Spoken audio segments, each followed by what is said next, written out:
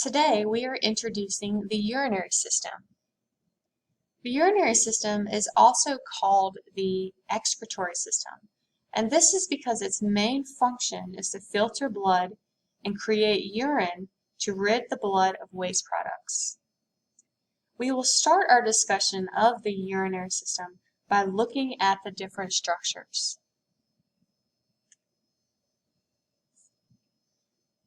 The most important structure of the urinary system are the kidneys.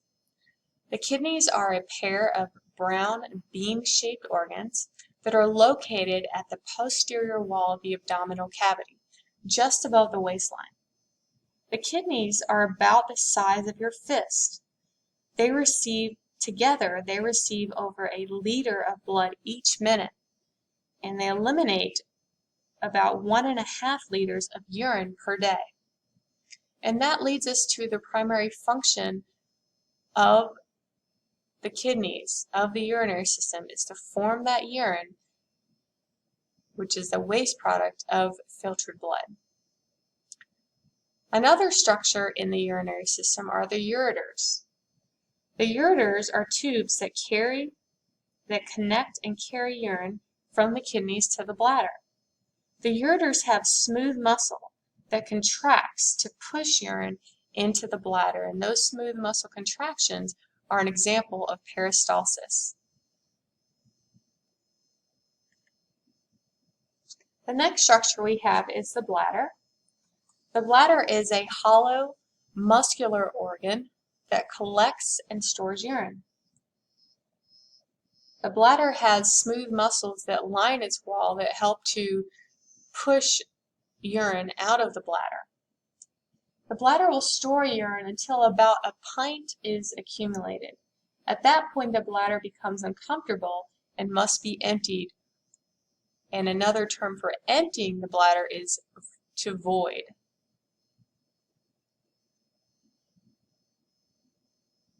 From the bladder, you have the urethra. The urethra is a tube that connects the bladder to the outside of the body. And then you have the urinary meatus. This is the external opening of the urethra where urine exits the body.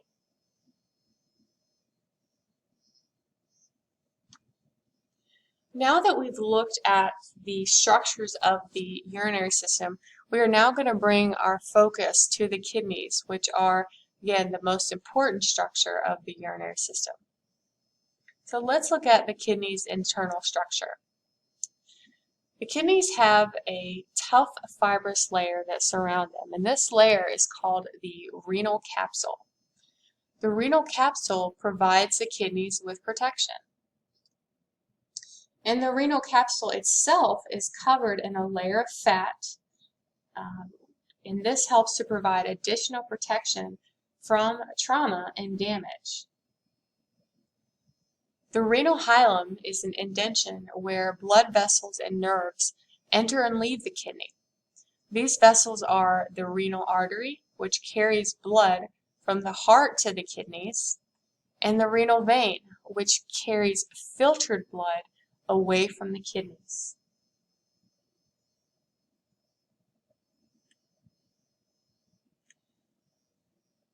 Moving to the internal structure of the kidney, you have the renal cortex, and the renal cortex is this outer portion of the kidney. The renal cortex is important because it provides space for blood vessels to supply the kidney with blood.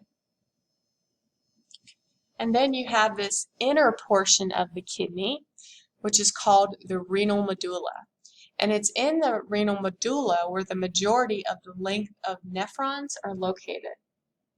And nephrons are important because they are specialized cells in the kidneys that produce urine.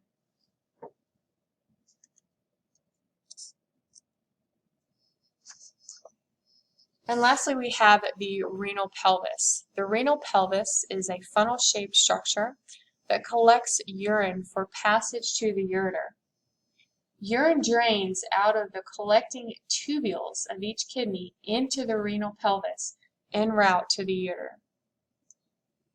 The renal pelvis also contains the renal hilum, which we learned is that indentation for nerves and blood vessels to enter and exit the kidneys.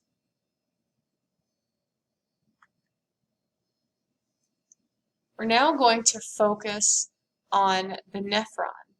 And the nephron is the functional unit of the kidney. In fact, more than 1 million microscopic nephrons make up each kidney's interior. The nephron consists of two components, the renal corpuscle and the renal tubule.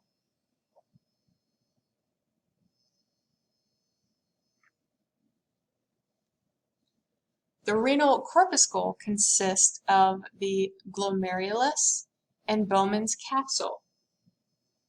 The glomerulus can be described as a cluster or a tuft of capillaries, and they're tucked into Bowman's capsule. The glomerulus is important because this is where filtration takes place.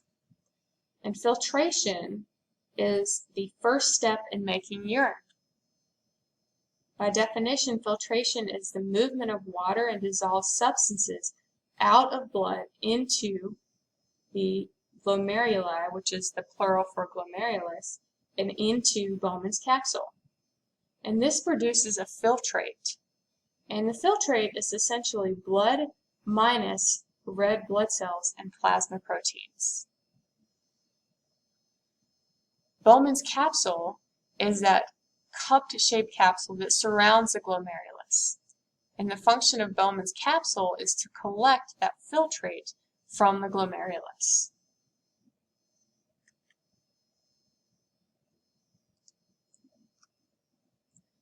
The nephrons also consist of tubules, and these tubules are called renal tubules.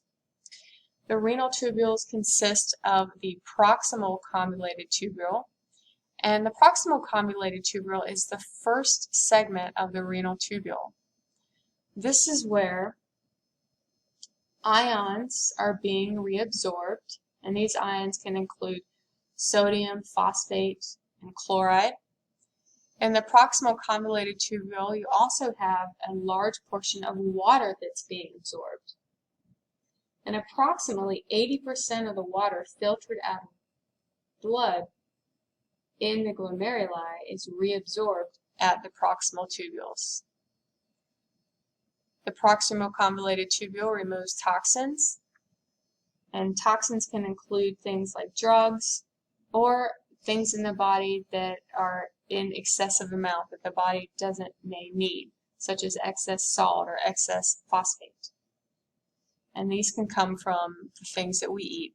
The body has taken in what it needs and it gets rid of what it doesn't.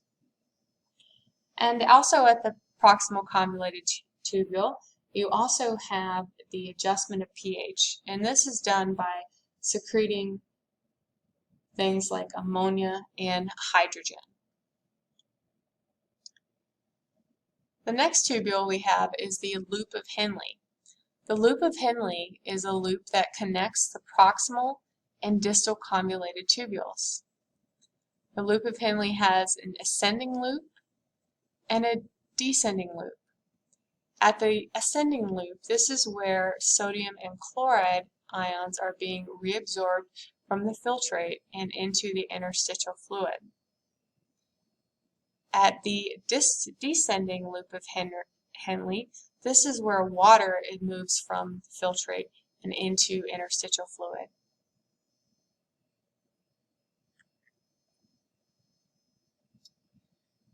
Then we have the distal convoluted tubule, and this is the portion of the nephron between the loop of Henle and the collecting tubule. The distal tubule selectively secretes and absorbs different ions,